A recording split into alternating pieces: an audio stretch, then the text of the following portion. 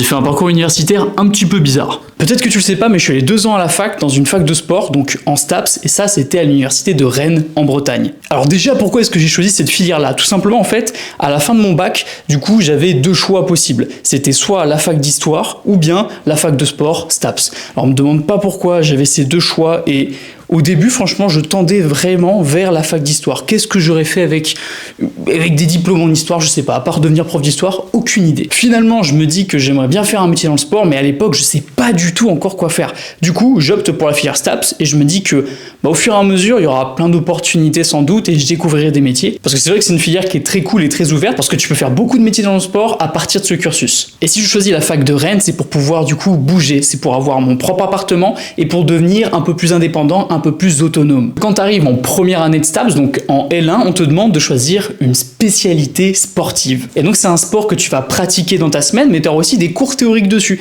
Et ils vont former les classes en fonction du coup de la spécialité que tu choisis. Moi à l'époque, je faisais encore du foot, du coup je choisis l'option foot. Donc je tombe dans une classe qu'avec des footeux et on aura des heures de cours sur lesquelles on va parler foot, donc tactique, etc., histoire du foot, mais également on va jouer au foot sur des heures de cours. Si ça, c'est pas incroyable. D'ailleurs, si tu veux en connaître un peu plus sur ma petite carrière dans le foot, je te mets une vidéo juste ici qui retrace ça et surtout qui explique pourquoi aujourd'hui j'en fais plus. Mais je te laisserai tranquillement la regarder après cette vidéo. Et donc j'arrive à Rennes et comme je te le disais juste avant, j'obtiens mon premier appart. Alors pour la petite anecdote, c'était un 15 mètres carrés. Donc 15 mètres carrés, c'est une chambre d'étudiant. J'avais tout là-dessus, c'est-à-dire j'avais les toilettes, la douche, la cuisine, le salon, j'avais tout qui était condensé, mais c'était mon petit chez moi et moi je kiffais bien. Parallèlement à ça, j'ai ma chérie qui s'installe du coup également à Rennes parce que ses études se passent là-bas aussi et elle a un appart beaucoup plus grand, donc il arrive quelquefois que je vienne squatter chez elle parce que déjà je la vois, me suis l'appart plus grand, j'avoue que c'était agréable. Et donc voilà, le décor est posé, je commence à avoir mes premiers cours en STAPS, je découvre des nouvelles matières, sociologie du sport, histoire du sport, enfin vraiment des trucs intéressants et trop cool et je kiffe chaque cours. On a aussi de la nat, de la physio. Comme on est une fac uniquement de sportifs, la connexion se fait rapidement. Dans ma classe, tout le monde devient pote avec tout le monde, l'ambiance est trop bonne, bref, vraiment c'est incroyable. Mais tout ça, c'était trop beau pour durer. Effectivement, à cette période-là, on a le 2e confinement à cause du Covid qui tombe. Et du coup, patatras, les cours s'arrêtent. On bascule tout en distanciel, donc là c'est la grande période des visios, c'est-à-dire que tout simplement, en fait, il n'y a plus de cours à la fac est déserte, il n'y a plus que des cours en visio, et puis nous, du coup, on les suit depuis la maison. Et du coup, moi, me confiner dans mon appartement de 15 mètres carrés, j'avoue que l'idée ne m'enjaillait pas trop, surtout que je pouvais pas trop sortir parce que c'était les réglementations à l'époque. Donc, on a l'idée avec ma chérie de se confiner ensemble, mais dans son appartement qui faisait 60 mètres carrés. Beaucoup mieux. Mais à ce moment-là, faut savoir un truc très important, c'est qu'en fait, mon niveau d'intérêt pour le développement personnel, il est à son paroxysme. C'est-à-dire que je lis des livres de dev perso tous les jours, j'écoute des podcasts, je regarde des vidéos, je suis ultra chaud, ultra accro à une notion qui est la discipline. Je me lève très tôt, 5h du matin, je fais des routines matinales, je fais 15 000 habitudes. Et en fait, c'est un moment où justement je suis passé un petit peu dans cet extrême du dev perso. Je pense que quand tu t'y intéresses, on a tous ce cycle-là où on fait les choses à fond, peut-être un peu trop, moi c'était mon cas en tout cas, mais du coup après ça ralentit, tu prends un peu de recul, tu vois ok, qu'est-ce qui est bon pour moi, qu'est-ce que j'aime bien, qu'est-ce qui me sert vraiment, qu'est-ce qui je peux virer pour garder du temps. Et à ce moment-là du coup j'étais vraiment dans l'étape, dans le cycle où j'étais hardcore. Et d'ailleurs à un moment j'ai eu une période où je voulais devenir kiné.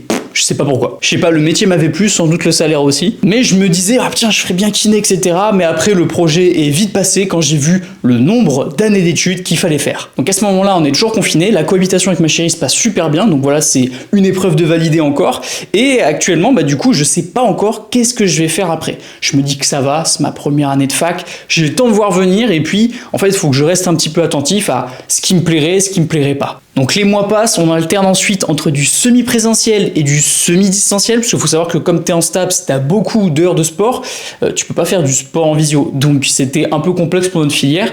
Du coup, on a été parmi les premiers à revenir sur les campus pour pouvoir pratiquer. Et donc il y a certaines matières dans lesquelles on était obligé de faire du sport avec un masque, d'autres où on ne le faisait pas, ça dépendait du prof et aussi un petit peu de la distance qu'on avait les uns avec les autres. Typiquement judo, le prof avait jugé bon de nous mettre un masque. Mais pour le badminton, en soi, ça allait. Quand t'es à la fac, il y a une étape obligatoire qui est assez stressante, c'est les partiels. Les partiels, nous, c'était du coup des évals sur de l'anatomie, de la physiologie, de la biomécanique. Ça, c'était la matière détestée par tous les mecs de STAPS. Détestée, moi y compris. Et donc ces fameux partiels, on les passe en distanciel pour le premier semestre et je les valide à peu près à 10 de moyenne. Donc en vrai, entre nous, c'est pas fou. Alors je me rappelle qu'à l'époque j'étais très déçu de la note parce qu'en fait je bossais beaucoup. Alors je sais pas comment j'ai fait pour me louper à ce point. Alors certes la fac, c'est la fac, mais quand même, là je me rappelle j'étais choqué parce que justement je bossais beaucoup, je révisais beaucoup, je faisais des fiches de révision et tout, et me taper un 10 en partiel, ça m'avait fait mal au cul. Mais je me dis c'est pas grave, j'ai encore un semestre pour continuer et essayer d'aller chercher un petit peu plus loin et taper des bonnes notes. Le deuxième semestre avance, je suis toujours dans ce mode de productivité ultra intense et j'installe même une habitude, je me rappelle très bien, elle était dure à tenir mais je kiffais le faire. En gros, c'était tous les matins, je me levais très tôt, je pense que je devais être à 5 ou 6 heures, ça dépendait des jours, mais j'étais entre 5 et 6 heures, je me levais et j'allais courir 5-10 minutes dans le froid, dans le petit parc qu'on avait juste à côté. Alors le but du jeu, c'était pas de faire un marathon, c'était pas de vraiment travailler l'endurance ou quoi que ce soit, c'était de se réveiller et de commencer la journée par un truc difficile. Et c'est vrai que quand il fait froid, oh putain, c'est un truc de fou. Alors comme d'habitude, c'est un peu violent, mais en même temps, c'était kiffant. Parce que tu te levais, t'avais le lever du soleil qui commençait, ou alors le soleil n'était même pas levé, toi t'étais déjà en train de courir, la sensation elle était trop agréable. Et après tu rentrais, tu prenais une bonne douche, t'étais réveillé, t'étais prêt. Ça franchement, je me rappelle, c'était une période de ma vie justement où j'étais très hardcore. Je pense que j'aurais du mal à le refaire. Honnêtement, je suis peut-être... Après, j'ai plus le même âge, hein. J'ai 24 ans maintenant, j'en avais 18 à l'époque. Mais cette période, j'en garde des très bons souvenirs, même si, effectivement, j'ai été vraiment discipline au max, j'ai tenu plein d'habitudes en même temps, mais c'était une volonté de progresser et de devenir meilleur que, franchement, je me remercie de l'avoir parce que ça a dessiné des traits de ma personnalité, de mes habitudes, mes façons de faire. Et encore une fois, je pense qu'on a besoin de ce genre de cycle un peu hardcore au début pour ensuite devenir plus posé et comprendre ce qu'il faut. Et donc on arrive au partiel du semestre 2 qui se déroule encore en distanciel parce qu'on a un pseudo semi-présentiel distanciel, les profs ne savent même plus s'ils doivent venir et nous non plus, c'est une catastrophe. Cette première année a été catastrophique parce que tout simplement, il y a des moments où on était autorisé à revenir à la fac, 2 semaines après on était reconfiné à moitié, enfin c'était catastrophique. Ce deuxième semestre, je le valide avec à peu près 11 de moyenne, donc c'était un peu mieux que le premier semestre, mais c'était pas non plus foufou. Et du coup, avec mes résultats, je peux passer en L2 STAPS et il va falloir que je choisisse une filière. Parce qu'à partir de la deuxième année, tu dois choisir une filière qui va orienter un petit peu ton parcours professionnel. Je me rends quelque chose en tête, c'est qu'il y a une filière qui existe. C'est la filière entraînement sportif. Sauf que quand tu prends entraînement sportif, il faut que tu choisisses un sport de spécialisation. Et moi, c'est le moment où je commence à faire un petit peu de poids de corps et je commence vraiment à kiffer. Donc c'était la période street workout, donc je m'entraînais sur barre de traction et dips parce qu'on était confinés et je voulais continuer à en apprendre plus là-dessus. Je me dis que je tenais peut-être un truc, je voulais faire quelque chose. Et du coup, tout simplement, je me mets en tête en fait que la filière entraînement sportif musculation existe. Alors je ne sais pas d'où m'est venue cette information, mais en fait, ça, j'en parle avec tout le monde. Mes collègues de classe, tout le monde me dit oui, elle existe. Les professeurs, ils me disent oui, elle existe. J'arrive le jour de l'inscription pédagogique, elle n'existe pas. Qu'est-ce que j'ai fait? Alors tout simplement en fait, avec le recul, je comprends mon erreur, c'est juste qu'en fait, les appellations n'étaient pas bonnes. Quand tu es en STAPS, en fait, tu peux prendre une autre filière qui s'appelle le DUST, métier de la forme, et ça te permet de devenir coach sportif diplômé. Sauf que moi à l'époque, en fait, je comprends pas comment ça fonctionne, et je me dis qu'en fait, en prenant une L2 entraînement sportif, avec une spécialisation de sport, la muscu doit exister. Et donc, je me retrouve bien emmerdé, parce que le jour de l'inscription pédagogique, faut que je choisisse un sport. Parce que muscu, il n'y a pas, et je peux plus changer. Donc, je reprends foot. Alors qu'à l'époque, j'avais déjà arrêté le foot, j'avais raccroché les crampons. Et donc, je me dis, écoute, c'est pas grave, je vais faire ma L2 spécialisation foot, même si, voilà, en fait, du coup, qu'est-ce que je fous là? Je sais pas. On va essayer de la valider, cette L2. Voilà, cette deuxième année, on va essayer de la valider, même si professionnellement, je sais pas où je vais là, du coup. Donc là, dans ma tête, c'était un petit peu chaotique, parce qu'en fait, je faisais un truc où je savais pas où ça me menait, mais voilà, j'étais dedans, alors j'avais une nouvelle classe, etc. D'ailleurs, big up à tous les copains, parce que putain, on a bien rigolé en STAPS, c'était quelque chose, vraiment l'ambiance était folle. En même temps, tu mets des gars qui font du foot ensemble, des sportifs qui sont bons délire, c'est sûr, l'ambiance est bonne. Petite anecdote d'ailleurs, je me rappelle qu'à cette époque-là, donc début L2 ou fin L1, je crois que c'est sur l'été même que j'ai commencé, donc entre la fin de la L1 et le début de la L2, je lance mon podcast sur Spotify. Donc c'était mon premier contenu, donc c'était du contenu audio uniquement, et que j'enregistrais sur les thèmes, comme par hasard, du développement personnel. Et donc je me rappelle qu'à l'époque, je commençais vraiment à produire pas mal de petits podcasts, donc voilà, j'avais un petit micro quelque part, attends, faudrait que je te le retrouve. J'ai sorti la relique. C'est lui, mon micro de podcast, mon premier. Alors, c'est dans une boîte de chocolat. Putain, ouais, ça a pas bougé. Et donc, c'est lui. Wow, le fil, il doit y avoir 5 km au moins. Il y a au moins 5 km de fil, et je me rappelle du coup, comme il y avait 2 entrées, bah, je les accrochais l'une à l'autre pour pas que j'entende en 2 fois. Et du coup, ouais, c'est avec ça que je faisais mes premiers épisodes de podcast. Et j'en ai fait un paquet. Hein. Ce podcast, je l'ai tenu pendant longtemps. Actuellement, il existe toujours, tu peux toujours le visionner. Mais en revanche, bah, je ne l'alimente plus parce que c'est un format qui me correspondait plus trop et j'avais envie de nouvelles choses. Mais voilà, c'était pour l'anecdote, mais en même temps, ça présage un petit peu la suite. Parce que sur cette année de L2, donc de deuxième année de STAPS, eh bien, je commence à faire quelque chose. Je commence à coacher des gens gratuitement. En fait, je commence à avoir cette idée de coaching, de vouloir aider des gens et donc de construire des programmes sportifs, nutritionnels, etc. Et je commence du coup à le faire gratuitement. Donc encore une fois, à l'URSSAF, vous ne pouvez pas me tomber dessus parce que je faisais ça pour me faire la main. C'était totalement du bénévolat. Et donc mes premiers clients sont dans un premier temps mes amis, puis après des amis de mes amis, puis après c'était des parfaits inconnus. Je sais pas d'où ils sortaient, mais ils m'envoyaient un message et puis moi je disais oui parce que je voulais faire un maximum de profils pour apprendre au max, être dans plein de situations différentes et comprendre un petit peu les résultats, etc. D'ailleurs, je prévenais les gens que c'était gratuit parce que j'étais pas diplômé et parce que j'apprenais et les gens ça leur convenait. Donc ça en vrai, si tu veux devenir coach sportif ou si tu l'es pas encore, ça peut être une façon de faire pour apprendre et en même temps aider quelqu'un. Alors faut se rappeler quand même qu'on a en partie la santé des gens entre nos mains, donc faut pas faire de bêtises évidemment, mais voilà, ça peut être un format si tu veux apprendre tout en faisant quelque chose de gratuit qui peut aider certaines personnes, les mettre en bonne voie et toi en même temps bah, tu en tires de l'expérience, peut-être des retours clients, etc. Et en fait, au plus le temps passe, au plus je kiffe ça, c'est-à-dire coacher les gens, faire les bilans ensemble, voir à quel point ils progressent, trouver des solutions à leurs problèmes, et je suis tellement à fond que je veux leur faire du petit contenu bonus. Moi je suis toujours comme ça, je veux faire du bonus, je veux vraiment régaler les gens, je veux donner plus de valeur que ce que la personne attend réellement, comme ça elle est vraiment bluffée. Et ce que je fais à l'époque en fait, c'est que je tourne des petites vidéos, des petits facecam, et je parle de certains sujets comme la nutrition, le sport, la récupération, le dev perso également. Et ce que j'avais fait, c'est que j'avais fait en fait un compte Snap uniquement pour mes clients entre guillemets, donc encore une fois c'est du bénévolat, l'URSSAF calmez-vous, mais donc j'avais ce compte Snap et j'avais que mes clients là-dessus, et donc je mettais en story ces vidéos pour qu'en fait mes clients puissent les visionner et avoir du petit contenu bonus. Sauf que forcément ça devait se savoir, j'avais des gars que je coachais qui étaient dans ma classe. À un moment, je coachais même plein de mecs dans ma classe parce que je m'entendais bien avec tout le monde et que certains avaient des besoins en muscu, qui voyaient que moi je progressais et qui me posaient des questions et puis moi je leur proposais naturellement ça. Et donc, on est arrivé à une certaine scène, moi, qui m'a marqué. C'est qu'on était dans le vestiaire et puis un des gars s'est mis à regarder une de mes stories et à montrer aux autres. Et là, tu vois, honnêtement, il y a plein de scénarios possibles, des scénarios où les gens se moquent, se foutent de ta gueule, te disent que c'est nul. Tu sais quoi ? Ça n'a pas du tout été le cas. J'ai été choqué de l'accueil vraiment bienveillant de tous mes potes. Littéralement, avec l'effet de groupe, tu sais, tu peux être un peu con, tu peux être taquin, tu peux mettre des tacles et tout. Et à l'époque, en plus, moi, ça me tenait à cœur et puis je le faisais un peu en secret en même temps, donc je voulais pas trop que les gens le voient. Donc déjà que là, publiquement, ça soit vu dans le vestiaire, j'étais pas à l'aise. Mais ils m'ont dit, Tristan, c'est bien ce que tu fais. Mais mec, continue et tout. Et ils m'ont même dit, mais pourquoi tu le publies pas sur Insta, ça ? Et vraiment, cette réaction, waouh, elle m'a fait du bien.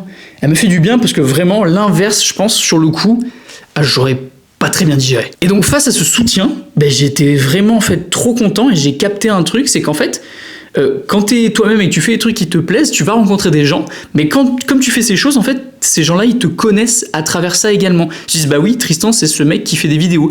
Parce que, en fait, quand je l'ai connu, il en faisait déjà. Et donc, ça va pas les choquer. À l'inverse, si t'as des anciens potes, entre guillemets, qui comprennent pas que tu te mets à faire des vidéos et tout, c'est un peu plus logique. Parce qu'ils ont vu une première partie de toi qui en faisait pas, qui peut-être était différent.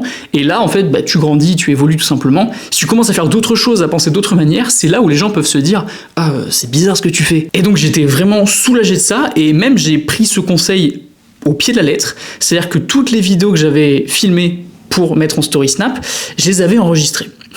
Et là mon pote, j'ai fait une stratégie qu'Instagram n'a pas appréciée, mais en même temps, moi j'ai apprécié. Je t'explique. En gros, tout simplement, j'ai ouvert un compte Instagram et j'ai posté toutes les vidéos depuis le début que j'avais tourné.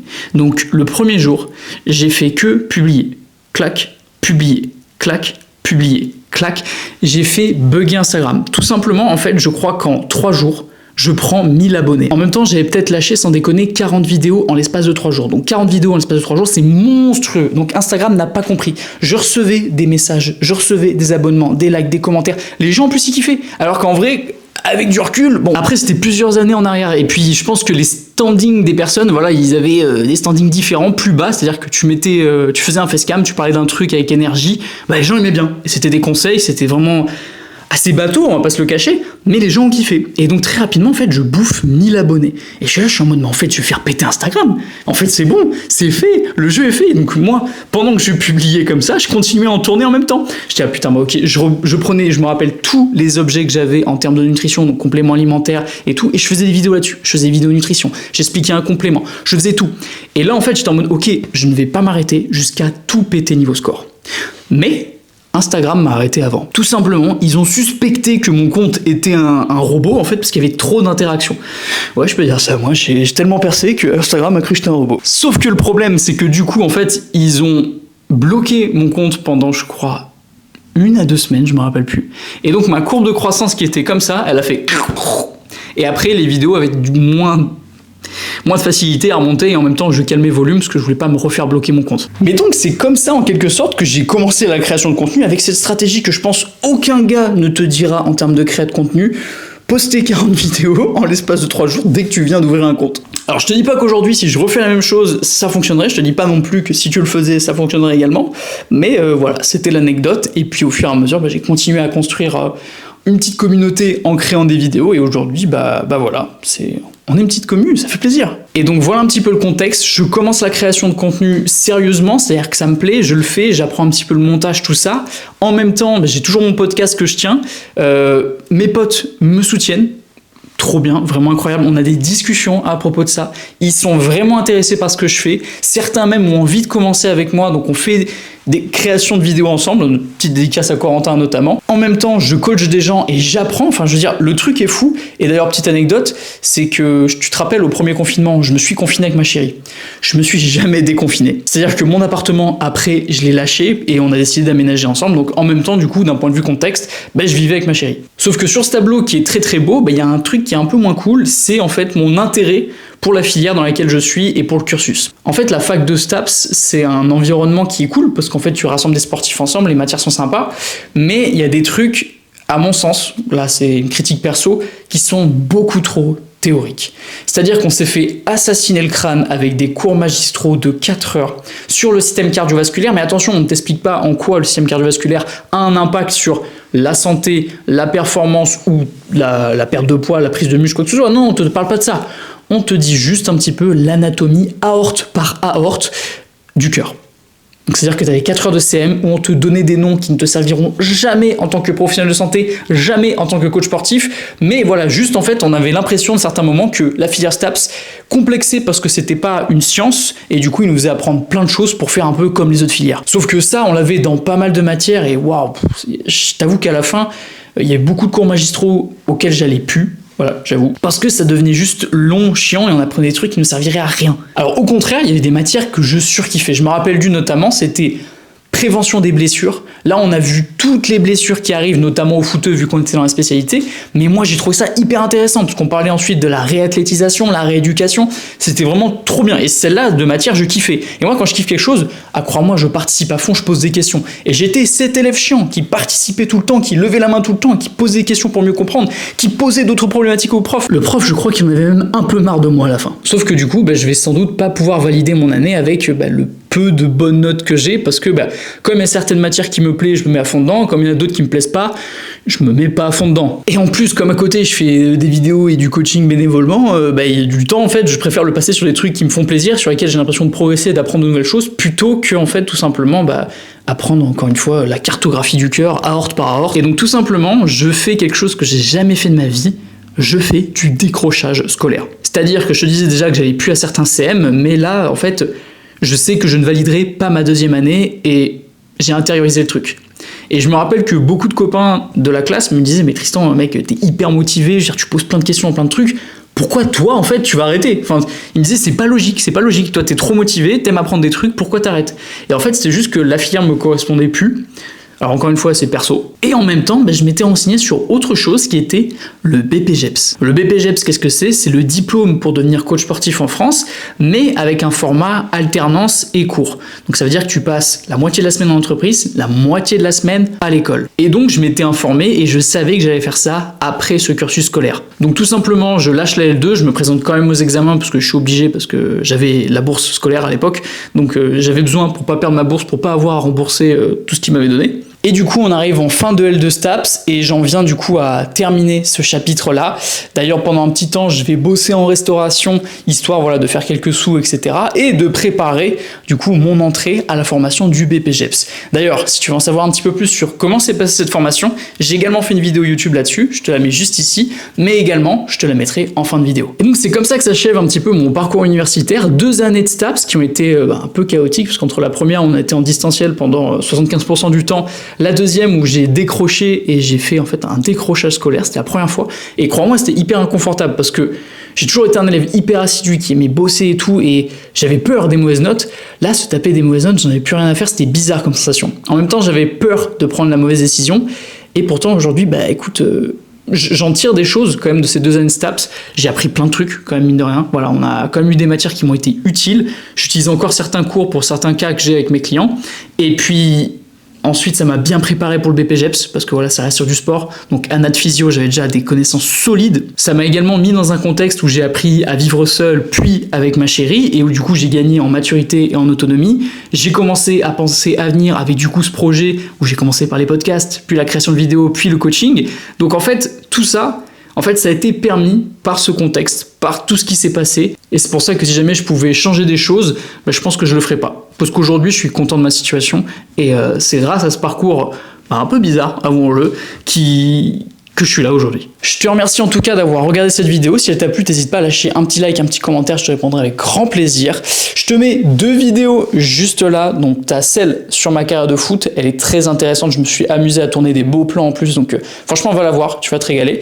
Et tu as celle-là sur du coup le BPGEPS, la formation qui m'a permis de devenir coach sportif. Si tu veux en apprendre un peu plus sur comment c'est passé, comment j'ai vécu, je te la mets là également. Surtout mes athlètes, prenez soin de vous. On se retrouve très bientôt sur YouTube. C'était Tristan.